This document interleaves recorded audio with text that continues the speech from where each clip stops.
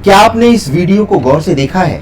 ओडिशा के पुरी में भगवान जगन्नाथ के मंदिर के ऊपर मंडराता ये पक्षी, क्या ये एक महज संयोग है या फिर प्रकृति हमें कुछ ऐसा बताने की कोशिश कर रही है जिसे हम अपनी आधुनिकता के अहंकार में अनदेखा कर रहे हैं?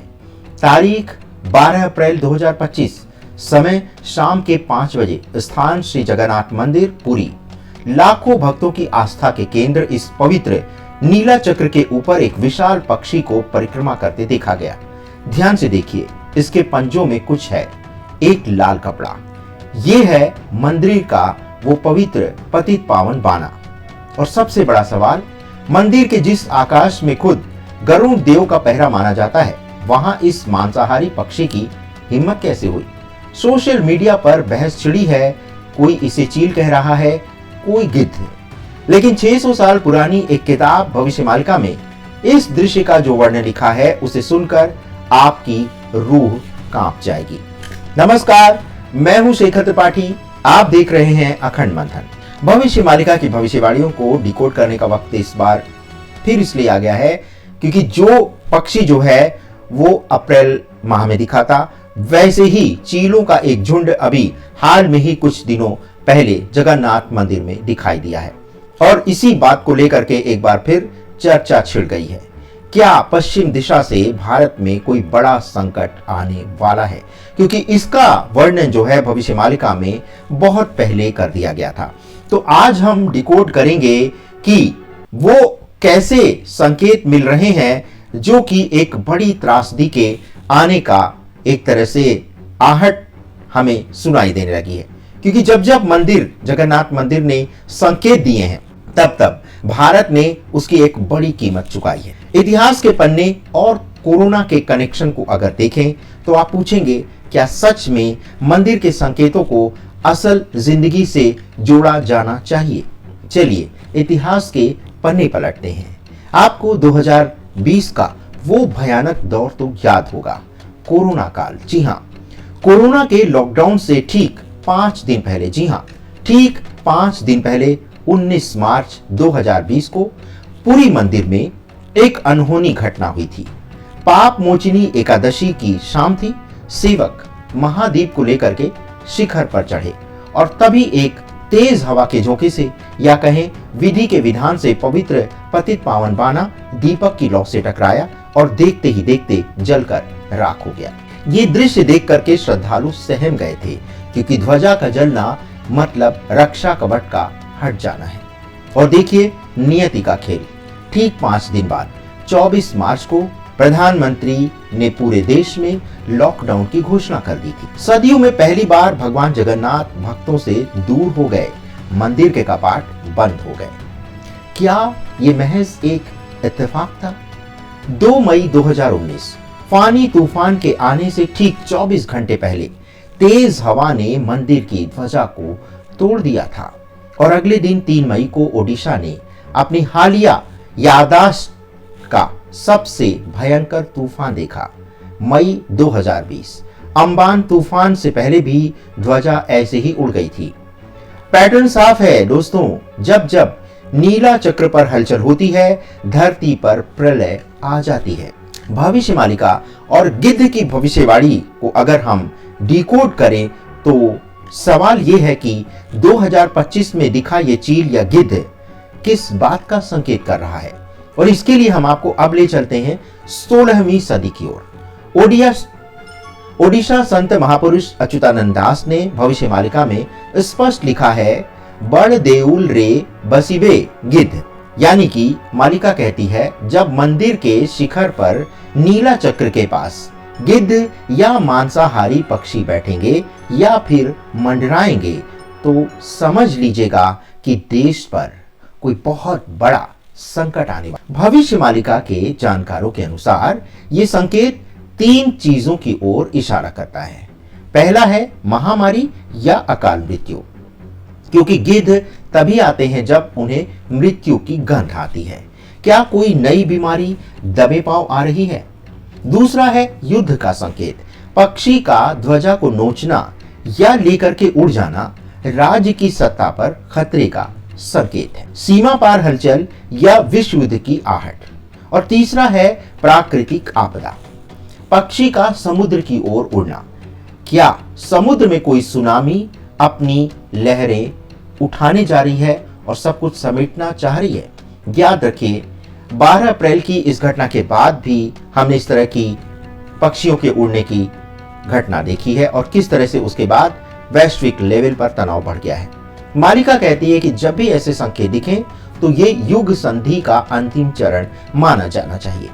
2025 से लेकर के 2020 के बीच का वो समय जब कलयुग अपनी अंतिम सांसें लेगा और विदा होने से पहले एक भयंकर तांडव मचाएगा, यानी कलयुग शांति से जाने वाला नहीं है। अब सवाल ये है कि वो जो पक्षी मंडरा रहा था वो चील था या गिद्ध था? रहस्य और वास्तविकता क्या थी? अब आप सोच रहे होंगे कि क्या वो चील थी या गिद्ध और क्या फर्क पड़ता है?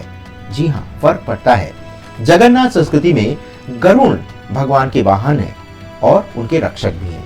लेकिन जब रक्षक ही आक्रामक हो जाए या गरुड़ के क्षेत्र में गिद्ध घुसपैठ कर दे तो इसे मर्यादा का भंग होना कहते हैं। वायरल वीडियो में पक्षी का व्यवहार सामान्य नहीं था।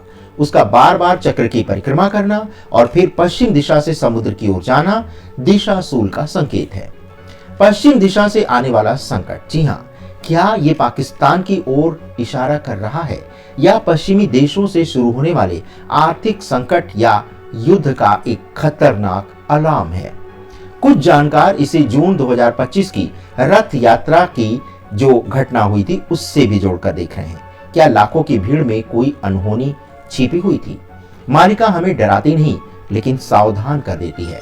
ये पक्षी एक सायरन है जो कह रहा है जाग जाओ, समय बहुत कम बचा है। अब बात करते हैं क्या समाधान है और इसका क्या निष्कर्ष है। तो क्या दुनिया खत्म होने वाली है? क्या हम सब मारे जाएंगे? बिल्कुल नहीं। भविष्य मालिका केवल विनाश की पुस्तक नहीं है, ये निर्माण की भी पुस्तक है। श्री अच्युतानंद दास जी ने भी उपाय बताए हैं।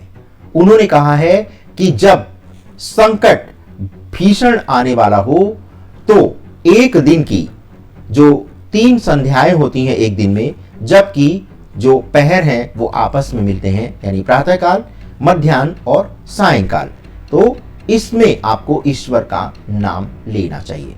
यही वो कवच है जो 2032 तक आपको सुरक्षित रख सकता है। भगवान जगन्नाथ जी को बड़ ठाकुर भी कहते हैं।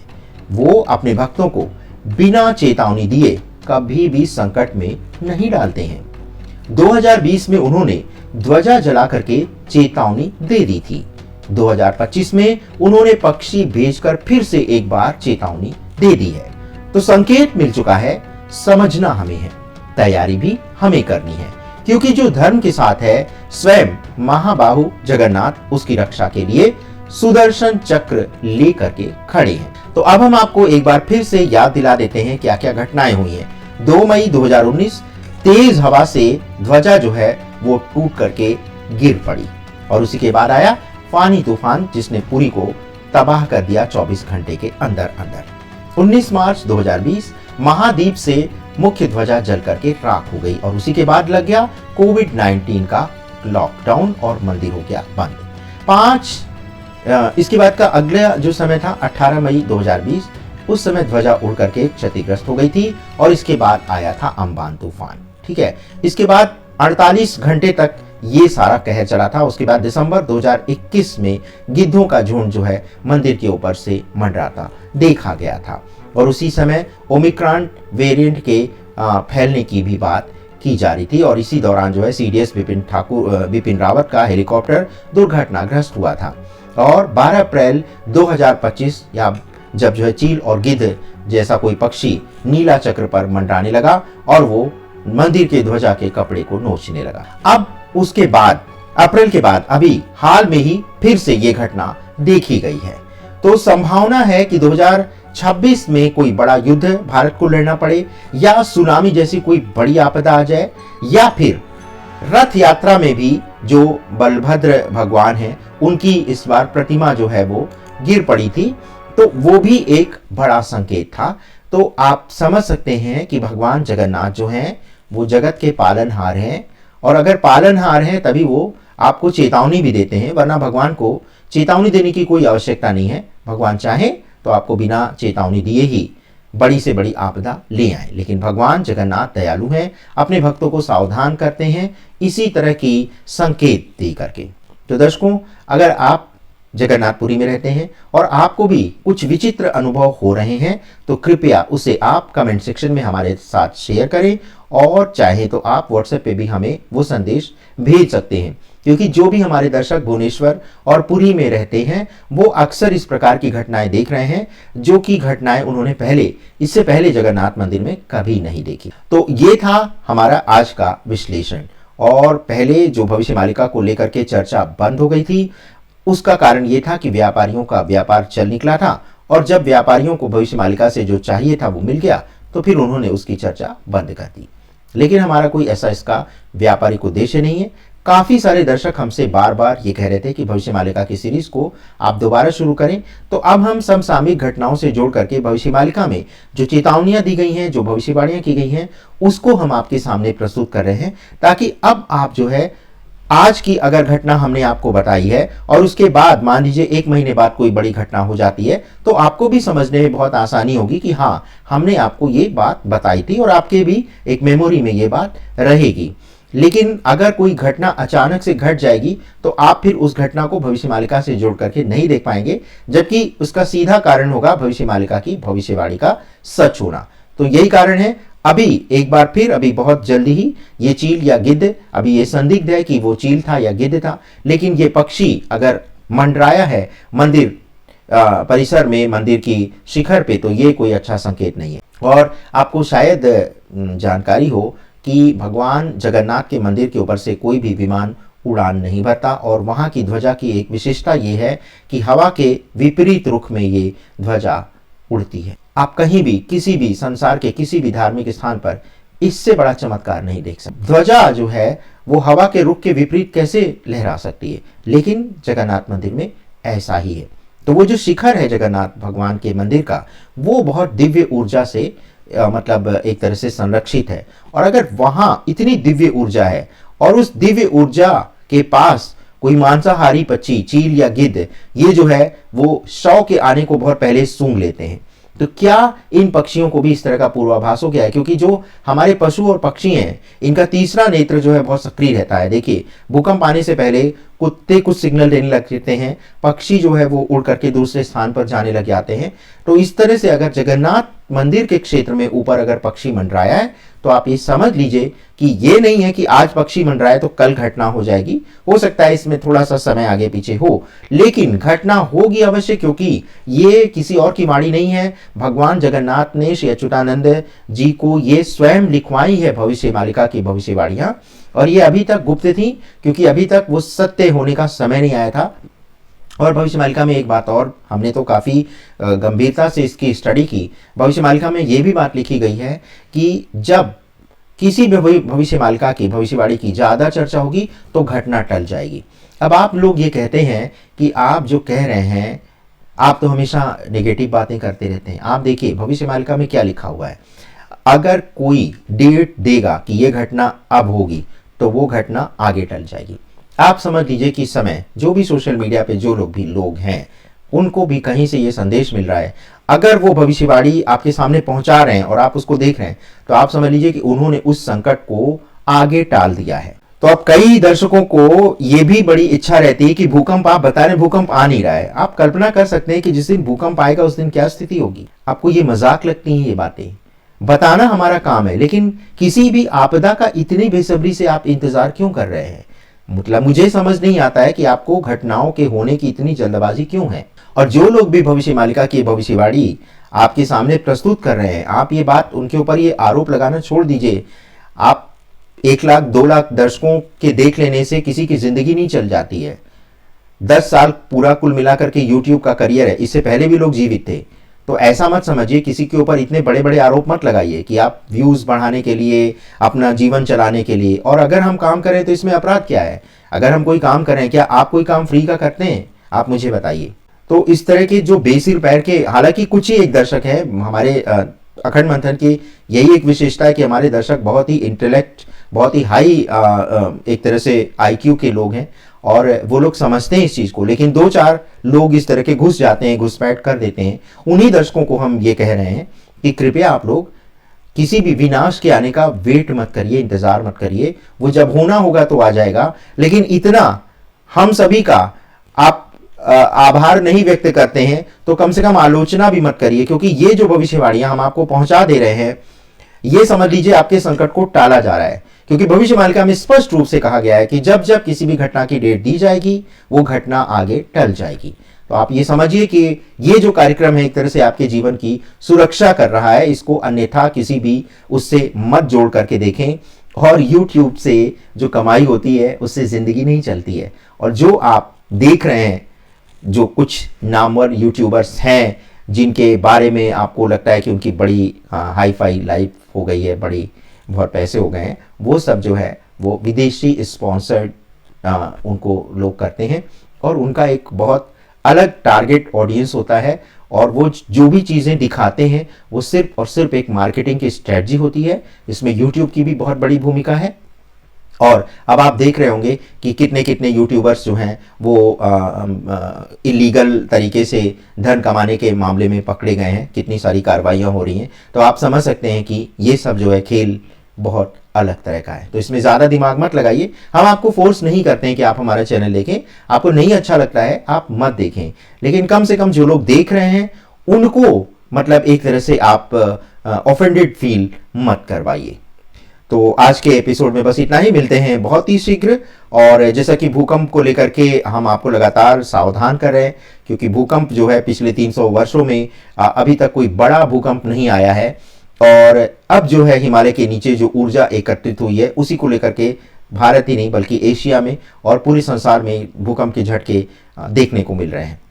अभी जो है गनीमत ये है कि ये झटके जमीन की काफी गहराई में है, लेकिन अगर इसका एपिक सेंटर जो है वो 2 से 3 किलोमीटर हो गया तो आप समझ लीजिए कि 3 पॉइंट या 4 पॉइंट का झटका भी आपको पूरी तरह से हिला करके रख देगा। तो उस पर अब हमारा जो है आप मंडे को हमारा एपिसोड देखेगा। हमने एक एक शहर के बारे में बताया है और अब हम एक जो डेंजर लेवल है, यानी कि जो ऑरेंज लेवल है, येलो लेवल है और रेड लेवल है, इसके हिसाब से बताएंगे कि आप पूरे जो देश में हमारे दर्शक रहते हैं, क्योंकि सभी लोग अपने अपने शहर का नाम लिख करके भेज रहे हैं और हमें इतना याद नहीं रहता है कि किसका शहर किस डेंजर जोन में है। तो अब हम आपको जो अगला हमारा मंडे को एपिसोड आएगा उसमें हम आपको आपके शहर और आपके राज्य के हिसाब से बता देंगे कि आपके पर्टिकुलर शहर में या आपके राज्य में कहां पे खतरा ज्यादा है, उसका नाम लेंगे, और कहां खतरा नहीं है वो भी आपको बताएंगे। और अगर उस लिस्ट में आपके शहर का नाम नहीं आता है तो आप बिल्कुल निश्चिंत रहें, फिर वहां पर किसी भी प्रकार का कोई खतरा नहीं है। तो देखते रहे अखंड मंथन, समय से पूर्व समय की जानकारी प्राप्त करने के लिए। और हमारे वो दर्शक जो हमसे बार बार कमेंट सेक्शन में कहते हैं कि आप विनाश की बात करें, विनाश आ नहीं रहा है, तो कृपया उन्हीं दर्शकों से हाथ जोड़ करके हम ये निवेदन करेंगे कि कृपया विनाश को आवाज मत दीजिए। वो जब आएगा ना तो फिर आप और हम कुछ कहने की स्थिति में नहीं रहेंगे। लेकिन इतना तो तय है कि इस समय जो पूरी प्रकृति है वो पूरी तरह से रुष्ट हो चुकी है। मानवता का लेवल गिर चुका है, किसी को किसी से प्रेम नहीं रहा, और ऐसी स्थिति में संसार समाप्त नहीं होगा तो नए संसार की रचना कैसे होगी। और उसी सतयुग की बात कही जा रही है 2032 के बाद, यानी कि कलयुग और सतयुग का ये संक्रमण काल है। और इस संक्रमण काल में ऐसी घटनाएं आपको काफी सारी देखने को मिलेंगी। तो इसलिए सावधान रहिए, सुरक्षित रहिए और समय से पहले समय की जानकारी प्राप्त करने के लिए देखते रहिए अखंड मंथन। और अगर आपको चैनल का कंटेंट अच्छा लग रहा है तो फिर लाइक, शेयर और सब्सक्राइब करने में कोताही किस बात की। धन्यवाद, नमस्कार।